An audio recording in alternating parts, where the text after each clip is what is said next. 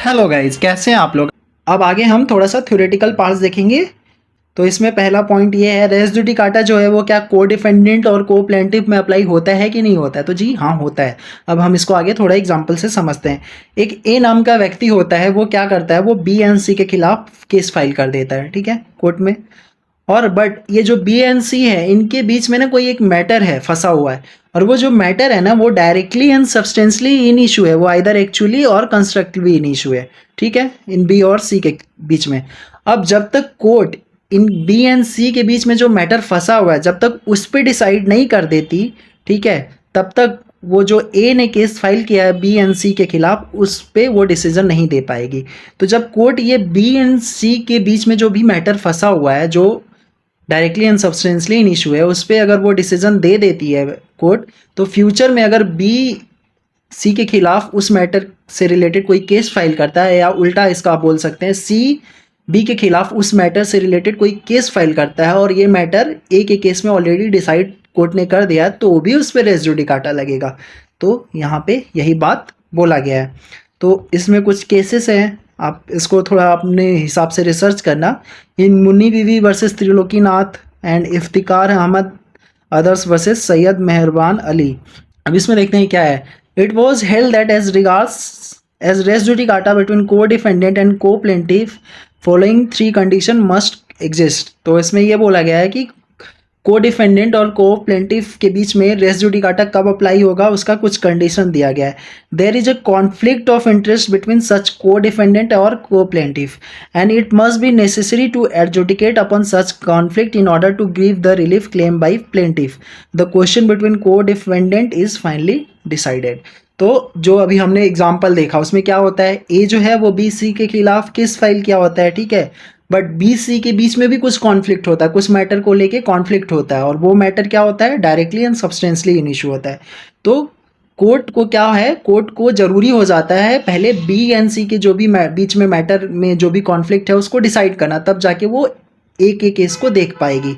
फिर उसके बाद जो बी एंड सी के बीच में जो मैटर है वो फाइनली डिसाइड हो जाएगा, तब जाके ये रेस जुडिकाटा को डिफेंडेंट और को प्लेंटिफ पे अप्लाई हो जाएगा। तो ये हमने एग्जाम्पल के थ्रू समझ लिया। Where all such condition exist in decision in the former suit will operate as res judicata between co-defendant even if the previous suit of plaintiff was dismissed against all the defendant. The most important point, अभी तक तो मैंने आपको बता दिया कि race judicata को defendant या को प्लेंटिफ पे कब लगेगा, ठीक है, बट इसमें एक और इंपॉर्टेंट पॉइंट है कि जो ए ने केस फाइल किया था बी एंड सी के खिलाफ, अब बी एंड सी के खिलाफ कुछ कॉन्फ्लिक्ट होता है, वो दोनों भले ही डिफेंडेंट है, को डिफेंडेंट है, बट उनके बीच में कॉन्फ्लिक्ट होता है, और कोर्ट वो जो भी मैटर कॉन्फ्लिक्ट में होता है वो डायरेक्टली एंड सब्सटेंसली होता है, उस पर कोई डिसीजन दे देती है, बट जो ए ने केस फाइल किया है उसको डिसमिस कर देती है।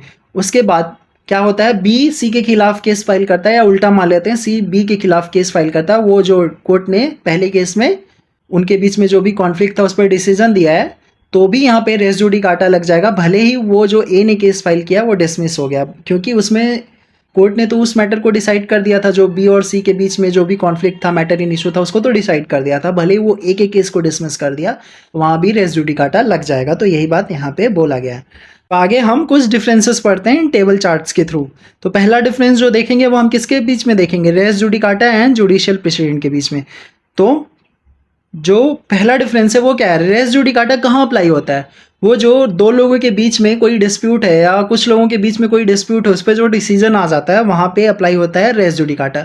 और जो जुडिशियल प्रेसिडेंट है वो कहाँ अप्लाई होता है, वो रूल ऑफ लॉ जहाँ भी इन्वॉल्व हो जाता है वहाँ पे अप्लाई होता है। तो जुडिशियल प्रेसिडेंट का हम एक एग्जांपल लेते हैं कि जैसे कि हम केएस पुट्टा स्वामी केस लेते हैं, वहाँ पे राइट टू प्राइवेसी की बात हुई थी। कोर्ट ने क्या बोला था कि जो राइट टू प्राइवेसी है वो फंडामेंटल राइट का पार्ट है, और किसका पार्ट है, आर्टिकल 21 का पार्ट है।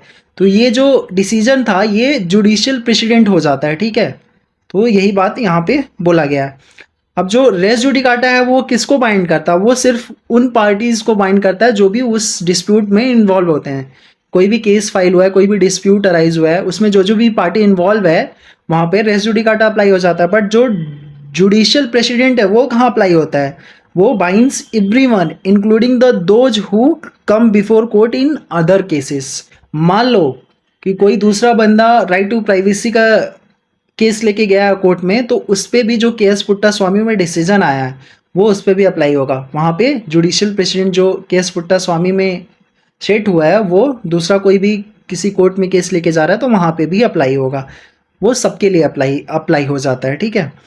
और रेस जुडिकाटा ऑपरेशन में कब आता है? Comes into operation when the time prescribe for appeal against the decision is over. तो रेस जुडिकाटा ऑपरेशन में तब आता है जब भी जो फॉर्मल सूट का जो भी डिसीजन आया है उसका अपील का टाइम एक्सपायर हो जाता है, तो वहाँ रेस जुडिकाटा ऑपरेशन में आ जाता है।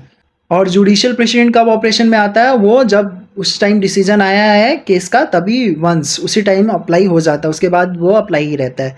और ये जो रेस जुडिकाटा ये किस पे बेस्ड है? ये based on public policy. There should be an end to litigation and to prevent multiplicity of suit.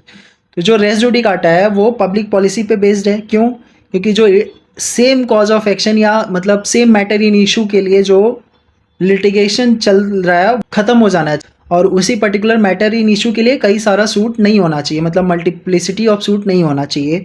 तो इसीलिए बोला जाता है रेस जुडिकाटा जो है वो बेस्ड ऑन पब्लिक पॉलिसी। और जो जुडिशियल प्रेसिडेंट है वो किस पे बेस्ड है?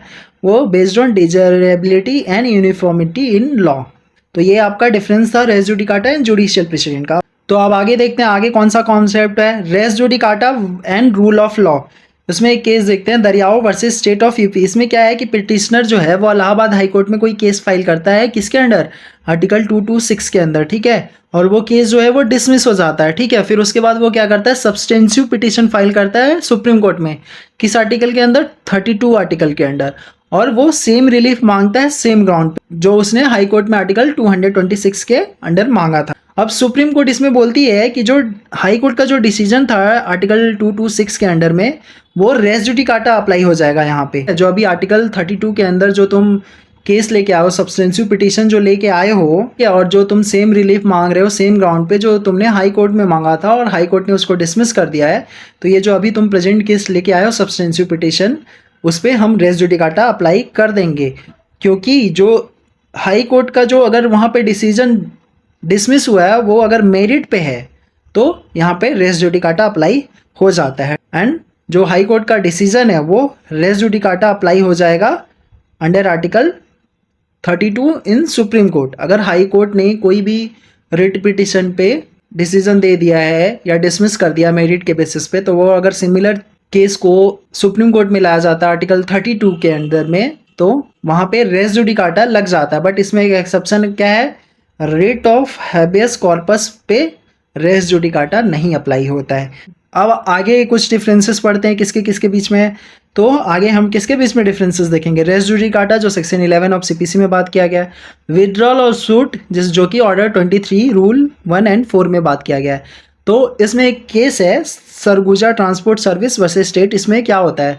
इसमें सुप्रीम कोर्ट क्या डिफरेंस कैसे बताती है कि जो रेस जुडिकाटा का कॉन्सेप्ट है वो वैसे केसेस में अप्लाई होता है जहाँ की कोई भी जो केस है वो ऑलरेडी हर्ड एंड डिसाइडेड हो चुका है, मतलब वो फाइनली डिसाइडेड हो चुका है कि कोई भी सूट और इशू है वो already has been heard and decided by competent court, ठीक है। ये रेस जुडिकाटा का कॉन्सेप्ट है।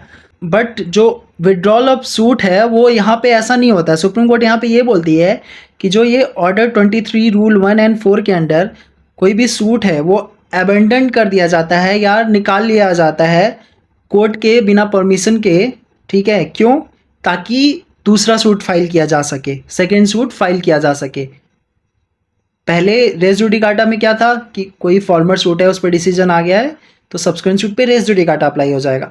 बट विड्रॉल और सूट में क्या है कि कोई भी पर्टिकुलर सूट है उसको अबेंडन कर लिया जाता है या निकाल लिया जाता है, बट कोर्ट से परमिशन नहीं लिया जाता है। क्यों ऐसे किया जाता है? ताकि वो फ्रेश सूट फाइल कर सके। तो जब वो फ्रेश सूट फाइल करने जाएगा तो उसका फ्रेश सूट कोर्ट नहीं फाइल करने देगी, बोलेगी कि आपने जो यहाँ पे क्या है सूट को इसलिए निकाला था ताकि आप फ्रेश सूट फाइल कर सको और हमसे जो निकालने के टाइम हमसे परमिशन भी नहीं लिया था। तो ये विड्रॉल ऑफ सूट का मतलब है। तो कोर्ट इसमें ये बोलती है कि जो विड्रॉल ऑफ सूट में जो सेकेंड सूट फाइल किया गया है वो नहीं इंस्यूट होने दिया जाएगा। इसलिए नहीं क्योंकि उस पर पहले डिसीजन आ चुका है, क्योंकि यहाँ पे जो कोर्ट का प्रोसेस है उसको एब्यूज किया गया है, ठीक है। तो यही बात बोल दी जाती है कि second suit will not lie because there is a prior adjudication but in order to prevent the abuse of the process of the court. तो ये रहा res judicata and withdrawal of suit में डिफरेंसेस। अब देखते हैं pro forma defendant क्या होता है। प्रो फॉर्मा डिफेंडेंट ये होता है, डिफेंडेंट होता है, ठीक है, जिसके अगेंस्ट में कोई रिलीफ क्लेम नहीं किया गया होता है पर्टिकुलर सूट में। A person may be added as pro forma defendant in a suit merely because his presence is necessary for complete and final decision of the question involve in the suit and finding does not operate as res judicata in a subsequent suit against him. तो इसमें बोला जाता है कि कोई भी person को add करना जरूरी हो जाता है as a pro forma defendant, क्योंकि उसका प्रेजेंस कोई भी डिसीजन देने के लिए ज़रूरी है। बट उसमें कोई भी अगर ऐसा डिसीजन आ जाता है तो वो प्रो फॉर्मा डिफेंडेंट पे अप्लीकेबल नहीं होगा। मतलब अगर प्रो फॉर्मा डिफेंडेंट फ्यूचर में कोई केस फाइल करता है वो सिमिलर इशू को लेके, तो उस पर रेस जुडिकाटा अप्लाई नहीं होगा क्योंकि उस पर कोई रिलीफ क्लेम नहीं किया गया। अब ये प्रो फॉर्मा डिफेंडेंट का कुछ हम एग्जाम्पल देखते हैं। क्या है एग्जाम्पल? ये जो ए है वो बी के अगेंस्ट सूट फाइल करता है for the possession of certain property, और जो बी है वो सी का टेनेंट होता है। तो वहाँ पे सी का प्रेजेंस नेसेसरी हो जाता है ताकि उस केस को डिसाइड किया जा चुका है। क्यों सी का प्रेजेंस नेसेसरी होता है? क्योंकि जो बी है वो सी का टेनेंट है, तो सी को हम प्रो फॉर्मा डिफेंडेंट बोल सकते हैं। और वो जो ए ने सूट फाइल किया वो सूट डिसमिस हो जाता है। यहाँ तक बात समझ में आई? अब आगे क्या होता है, सी जो है वो बी के खिलाफ केस फाइल कर देता है उसी प्रॉपर्टी का पोजेशन के लिए जो ए ने फाइल किया था, और सी बोलता है कि इसका ऑनर मैं हूँ इस प्रॉपर्टी का, इसका पोजेशन मेरे को चाहिए। तो यहाँ पे रेस जुडिकाटा सी के अगेंस्ट में नहीं होगा क्योंकि सी जो प्रीवियस केस में था वो वहाँ पे as a pro forma defendant था बस। तो इसीलिए जब सब्सिक्वेंट सूट सी फाइल करता है उस प्रॉपर्टी के पोजेशन के लिए जो ऑलरेडी ए ने फाइल किया था और वो सूट डिसमिस हो गया था, तो ये सब्सिक्वेंट सूट जो सी के द्वारा फाइल किया गया वो वहाँ पे रेस जुडिकाटा अप्लाई नहीं होगा क्योंकि सी जो पहले केस में था वो वहाँ पे प्रो फॉर्मा डिफेंडेंट था। अब इसमें एक केस देखते हैं क्या है, मुन्नी वीवी वर्सेस त्रिलोकीनाथ। इसमें क्या है, rule of res judicata applies to pro forma defendant also if other condition are satisfied unless the plaintiff has conveyed to defendant that no relief would be claimed against him। तो मुन्नी बीबी versus Trilokinath में भी यही बोला गया है कि अगर pro forma defendant के अगेंस्ट में कोई रिलीफ क्लेम किया गया है और बाकी सारे जो रेस जुडिकाटा के कंडीशन है वो अगर अप्लीकेबल हो जाता है तो प्रो फॉर्मा डिफेंडेंट पे भी रेस जुडिकाटा अप्लाई हो जाएगा। अगर वहाँ कोई रिलीफ क्लेम नहीं किया गया प्रो फॉर्मा डिफेंडेंट पे तो वहाँ पे रेस जुडिकाटा अप्लाई नहीं होगा। अब अगला डिफरेंस देखते हैं क्या है, रेस जुडिकाटा और स्प्लिटिंग ऑफ क्लेम्स जो ऑर्डर 2 रूल 2 में बोला गया है, इसके बीच में डिफरेंस देखते हैं। तो इसमें क्या है, पहला डिफरेंस कि जो प्लेंटिफ का ड्यूटी होता है उसका ड्यूटी होता है to bring forward all the ground of attack in support of his claim and defendant duty to bring forward all the ground of defence. जो भी वो पर्टिकुलर सूट में है उसका प्लेंटिफ का ड्यूटी है कि जो भी उसको अटैक का ग्राउंड है सारा लेके आओ, डिफेंडेंट का ड्यूटी है जो भी तुम्हारे पास डिफेंस का ग्राउंड है सारा इसमें लाके रखो। स्प्लिटिंग ऑफ क्लेम में क्या है कि सिर्फ उसमें प्लेंटिफ को जो भी रिलीफ मांगा गया है उसको वहाँ पे क्लेम करना है, ठीक है, from the same cause of action. तो यही लिखा हुआ है, only require a plaintiff to claim all the relief flowing from the same cause of action. कोई सूट फाइल किया उसमें कोई कॉज ऑफ एक्शन अराइज हुआ है तो इसमें सिर्फ प्लेंटिफ को अलाउ होता है कि उसमें जो भी उसमें रिलीफ मांग सकता है वो उसको क्लेम करे। स्प्लिटिंग ऑफ क्लेम में ये बात कहा गया है। अब दूसरा डिफरेंस देखते हैं, जो रेस जुडिकाटा है ये apply to both plaintiff as well as defendant and precludes a suit as well as a defence. तो इसका क्या मतलब है कि कोई सूट फाइल किया प्लेंटिफ ने और डिफेंडेंट ने उस सूट को डिफेंड किया और कोर्ट ने उस पर डिसीजन दे दिया, उसके मान लेते हैं उसके डिफेंस को नहीं माना कोर्ट ने, तो उसके जो डिफेंस को कोर्ट ने नहीं माना उस पर भी आगे चल के किसी सब्सिक्वेंट सूट में, सिमिलर सब्सिक्वेंट सूट में रेस जुडिकाटा लग जाता है। और स्प्लिटिंग ऑफ क्लेम का क्या है कि apply only to plaintiff and a bar a suit. इसका ये मतलब है कि वो सिर्फ प्लेंटिफ पे अप्लाई होता है और प्लेंटिफ दोबारा से उस रिलीफ को क्लेम करने के लिए सूट फाइल नहीं कर सकता। ये Kamala town trust versus CIT में भी बोला गया है। ये रहा res judicata versus splitting of claims के बीच में डिफरेंस। अब आगे देखते हैं res judicata and lis pendens के बीच में क्या डिफरेंस है। तो जो रेस जुडिकाटा है वो section 11 of civil procedure code में है। वो क्या बोलता है, केस और suit already decided. Res judicata कब अप्लाई होता है, कोई भी केस और सूट जो ऑलरेडी डिसाइड हो चुका है। और जो लीज पेंडेंस है वो किस में है, वो section 52 of transfer of property act में है। और इसमें क्या है, pending suit and is an pending litigation, मतलब कि कोई भी पेंडिंग सूट है या पेंडिंग लिटिगेशन है उस पर लिस्ट पेंडेंस अप्लाई होता है, वो section 52 of transfer of property act में है। और जो रेस जुडिकाटा अप्लाई होता है वो कोई भी सूट जो ऑलरेडी डिसाइड हो चुका है। और इसमें ये भी बोला गया है कि conflict between both res judicata will prevail over lis pendens. इसमें बोला गया है कि मान लो अगर रेस जुडिकाटा या लिस्ट पेंडेंस में कोई कॉन्फ्लिक्ट आता है, मतलब कोई केस पेंडिंग चल रहा है या कोई केस डिसाइड हो चुका है, इनके बीच में कोई कॉन्फ्लिक्ट आता है तो जो रेस जुडिकाटा है वो प्रिवेल हो जाएगा। अब यहाँ तक डिफरेंसेस समझ में आया आपको। अब आगे देखते हैं किसके बीच में डिफरेंस देखेंगे, रेस जुडिकाटा वर्सेस स्टॉपेल। तो रेस जुडिकाटा जो है वो कहाँ से अराइज होता है, वो कोई पर्टिकुलर कोर्ट के डिसीजन से अराइज होता है। जो स्टॉपेल है वो किसी पार्टी ने कोई एक्ट किया है वहां से वो निकल के आता है स्टॉपेल के। Estoppel flows from the act of party. जो रेस जुडिकाटा वो किस पे बेस्ड है, वो पब्लिक पॉलिसी पे बेस्ड है, ताकि लिटिगेशन कोई पर्टिकुलर इशू से रिलेटेड लिटिगेशन वहीं पे समाप्त हो जाए। और जो स्टॉपेल है वो कहाँ से आता है, वो किस पे बेस्ड है, वो डॉक्ट्रिन ऑफ इक्विटी पे बेस्ड है, proceeds upon doctrine of equity. इसमें क्या है कि कोई भी पर्सन अगर किसी दूसरे पर्सन को इंड्यूस करके उस पर्सन की पोजीशन को किसी डिसएडवांटेज पे लाता है, तो जिस पर्सन ने इंड्यूस किया है वो दूसरे पर्सन का फायदा ना उठा सके, तो यहाँ स्टॉपेल आ जाता है।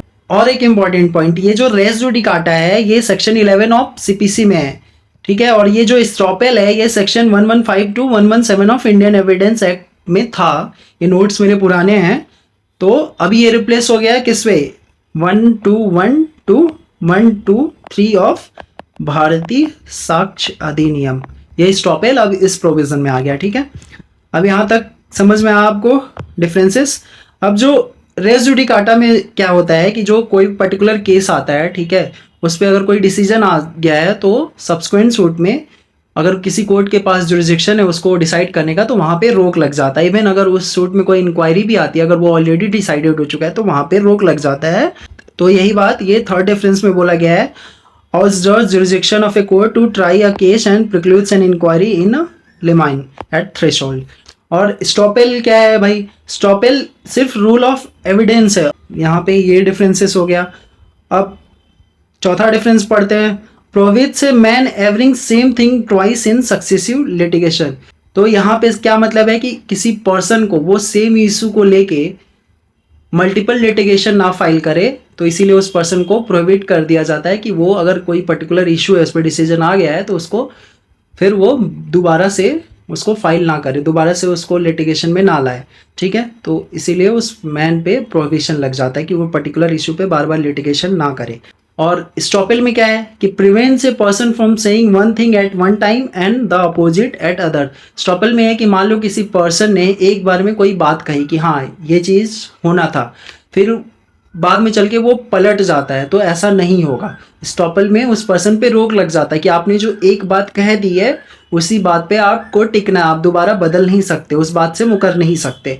जो रेस जुडिकाटा है वो क्या है, वो presumes conclusively the truth of decision in the former suit.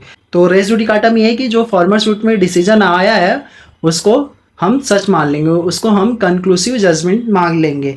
और स्टॉपेल में क्या है कि prevents a party from denying what he has once called the truth.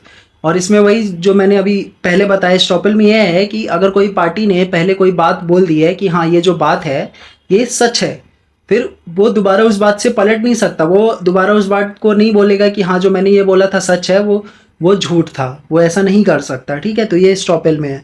अब जो ये रेस जुडिकाटा वो किसको बाइंड करती है, यहाँ पे थोड़ा उल्टा लिख दिया है मैंने।